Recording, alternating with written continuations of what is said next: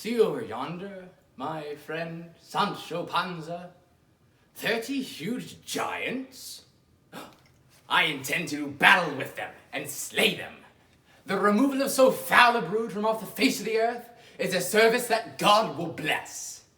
What? Giants? What is truth, and how can you know it?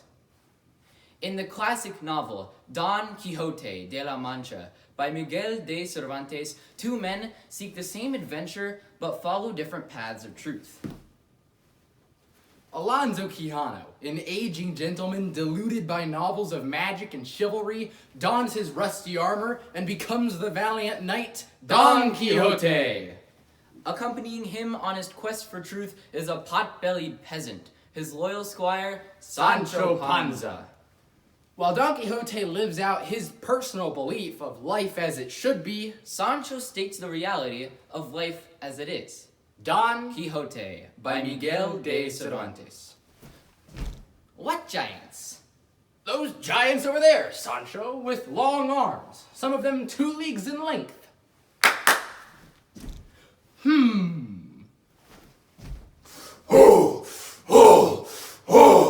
Giants!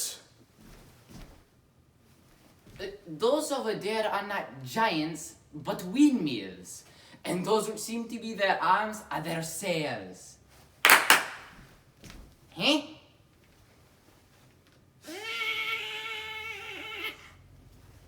Ha! It is clear, Sancho, that you are inexperienced in adventures.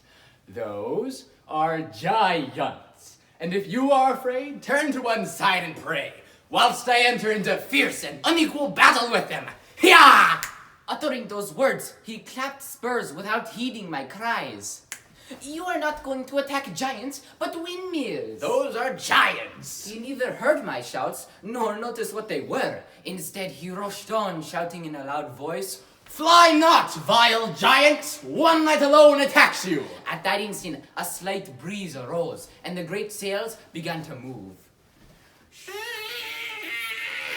When Don Quixote saw this, he shouted, Although ye flourish more arms than the giant Briareus, ye shall pay for your insolence. Saying this, he covered himself with his buckler, couched his lance, and ran it into the sail. But the wind twisted it with such force that it shivered his spear to pieces, dragging him and his horse along with it over and over on the ground, sorely damaged. God help us! Did I not tell you that those were not giants, but windmills? Nobody could have mistaken them, unless he had windmills in his brains. Hold your peace, dear Sancho, for the things of war are subject to continual change.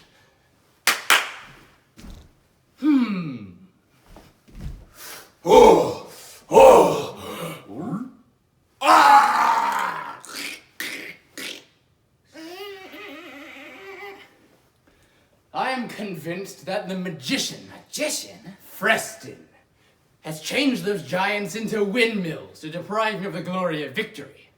But, in the end, his evil arts will be of little avail against my sword. God settle it his own way.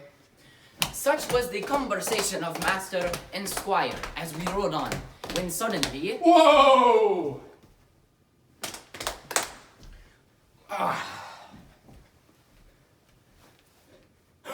I spy a large, dense cloud of dust rolling towards us. This is the day, Sancho, in which I intend to do deeds that shall be writ in the books of fame for succeeding ages. Do you see yon dust cloud, Sancho? Know then that it is churned up by a mighty army composed of sundry and innumerable peoples that are marching this way. Well, if so, there must be 2 armies. 2 armies? But here on this side, there is as great a cloud of dust. But owing to the dust, they cannot be seen. Well, what are we to do? His imagination at all hours of the day and night was full of battles, enchantments, adventures, follies, loves, and challenges which are told in the books of chivalry. As for the clouds of dust they had seen, they were raised by 2 large flocks of ewes and rams, but owing to the dust they cannot be seen until they came near. Well, what are we to do? Why, favor and help the distressed and needy. You must know, Sancho, that this army marching towards us is led by the mighty Emperor Alifonferon. The other, at our back, is the army of his foe, Pentapolin of the Naked Arm, for he always goes into battle with his right arm bare. Well, why do these two gentlemen hate each other so much? Well, they are enemies, Sancho, because Alifonferon is a furious pagan and is in love with the daughter of Pentapolin. Her father refuses to give her to the pagan king unless he abandons first the false religion of Muhammad and turns Christian. By my beard, Pentapolin does right, and I'll help as best I can. Then you will do your duty.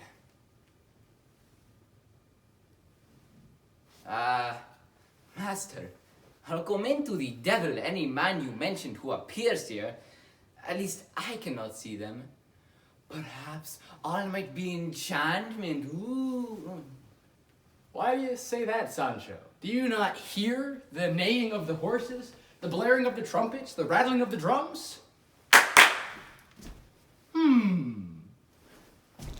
Who?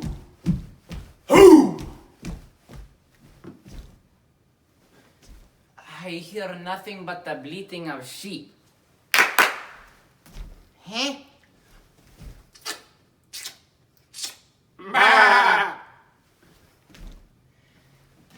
The fear you are in allows you neither to see nor hear correctly.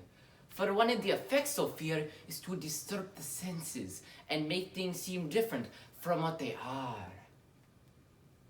Huh?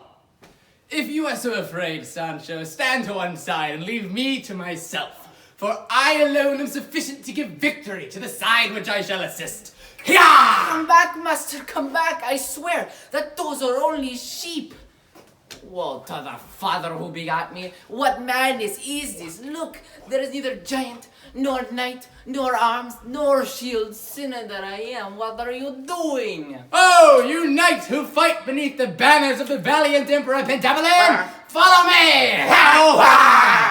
Uttering those words, he dashed into the midst of the flock of sheep and began to spear them with as much courage and fury as if he were fighting his mortal enemies. The shepherds unloosed their slings and began to salute his ears with stones as big as one's fist. Don Quixote took no notice of their stones. Ching, ching, ching, ching, chock! Oh no! Hiya! Hey-oh! Wah! Ah! Ah! Ah! Where are you, proud Alifonferon? Where are you? Come to me, for I am but one knight, and wish to try my strength against you, man to man, so that I may take away your life for the wrongs you do to the valiant Emperor Pentapolin. At that instant, a pebble hit him in the side. Ooh! And dinged two of his ribs. Ah! Another pebble struck him full in the hand. Ah! And badly crushed 2 fingers. Oh, Master, did I not tell you that those you sent to attack were not armies, but flocks of sheep? That thief of an enchanter! Enchanter? My enemy can counterfeit and make things vanish away. Know, Sancho, that it is a very easy matter for such men to make us see what they please, and this malignant persecutor of mine, envious of the glory I was to reap in battle, has changed the squadrons of enemies into sheep. Now for my sake, Sancho, undeceive yourself and see the truth of what I am telling you. Don Quixote could not see past his own deluded version of the truth. Today, many people say that you should make your own version of the truth, just like Don Quixote. If we follow this advice, we will suffer failure and pain just as he did. Do not be led astray by the constantly shifting truth of man. Follow the steadfast, unchanging truth of God. Thank you.